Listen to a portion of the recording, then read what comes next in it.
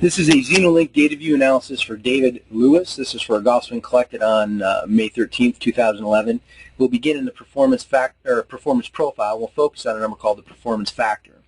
The performance factor is a measure of how effective the golfer is utilizing peak speed output or peak power potential at the point of impact. It's a combination of two parameters, the percent of maximum linear speed used at impact and the percent of maximum angular speed used at impact. These two combine to give us the performance factor. So the highest the performance factor can be is 200, 100% utilization of both peak linear and angular speed at impact. David uses 89% of his peak linear, 52% of his peak angular speed. So this tells us that there's quite a bit of speed potential produced during the swing that's not utilized at impact. Also tells us that there's biomechanical breakdown occurring in the swing. Next, we'll look at the kinetic link. And the kinetic link is essentially a measure of the power generation process from the ground up. So we look at the rotational speed output of the hip segment, shoulder segment, the arm segment, and then we look at the rotational speed output of club shaft as it releases from the arms and accelerates into impact. What we see right away is that David does not use his lower body effectively to initiate the downswing and drive the power process, but instead initiates with the upper body, in particular the shoulders. As he gets closer to impact, the arms take over and drive through impact. The club gets released early, and you can kind of see that, although it's a little blurry in the picture. The club is well on its way to being released already, and really David is relying on his arms then to maintain speed through the impact zone. The next area we'll look at then is stability. And when we look at stability, we first look at lower body mechanics. When we look at lower body mechanics, we really look at the relationship of the golfer's weight shift along the target line and rotation of the pelvis in particular. Weight shift is really the movement of the center of mass up and down the target line. So we look at towards the target as being positive, away from the target as negative. That's the blue on the graph. The rotation of the pelvis, backswing rotation, downswing rotation, and then as the pelvis crosses the target line, we'll see that red line go negative. What we see here with David is a limited kind of slow change of direction from backswing to downswing with respect to the lower body.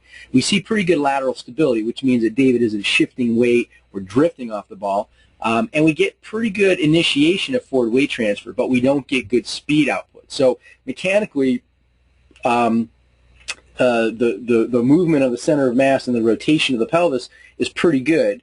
Dynamically, it's not producing a lot of speed. So our focus is going to be working on the components that will allow David to produce speed with the mechanics, obviously continuing to improve mechanics, but with the main emphasis on how to produce speed. The next area we look at is spine stability. In this case, we're looking at David's ability to maintain an axis of rotation and rotate body segments perpendicular to that axis of rotation.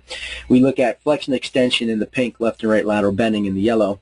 What we typically see is let's move this graph up here a little bit, about 30 degrees of forward flexion, followed by some gradual extension, and in this case we would see probably about 8 to 10 degrees of right bend, followed by some gradual left bend, and maybe a little bit more like this. So, but what we see here is David is much more upright. Dynamic posture is much more upright, much more extension than we would expect, and he actually stays in left bending, which means he's reaching, and that contributes. And so you can see here he's extended up and around as well as backward, and that creates a lot of bending in the spine. That not only restricts range of motion, but it also impacts the quality of the movement, the ability to engage muscles and use the muscles of the core as a part of the power process. When we look at muscular loading or engaging those muscles, we're really looking at the golfer's ability to preload muscles prior to contraction, which allows them to do more work or produce more speed. When we first look at this process through the core, we refer to this process as stretch shorten, and what we're looking for is a V pattern, which would indicate stretch shorten, a dynamic load of the muscles, and we want this to occur in the downswing as a function of the kinetic link between the hips and the shoulders. In this case, we see some dynamic stretch, but most of it's backswing related, and it's not contributing to the power process, and this is a result of the lower body issues as well as the spine issues that we've just discussed. Muscles then work harder than they need to produce the force, and they're limited in terms of the speed or force that they can produce. Upper body loading is a little bit better. We would expect to see that V now here in the downswing as a function of shoulder to arm kinetic link. We see that pattern occurring in the downswing. It's not very dynamic, but it is a part of the power process. So as David moves up the chain, he's engaging muscles more effectively, but this is still being affected by spine instability and also a little bit by lower body mechanics. The last area we'll look at is club head speed delivery, or the direction of speed at impact. So as David swings the club into impact, he's creating momentum, mass times velocity. Velocity is going to be a function of both angular release, so the speed at which the club releases from the arms, and then also the linear speed output that is produced. The linear speed has direction, so speed along the target line we refer to as x, speed up and down we refer to as y, and speed inside out, outside in we refer to as z.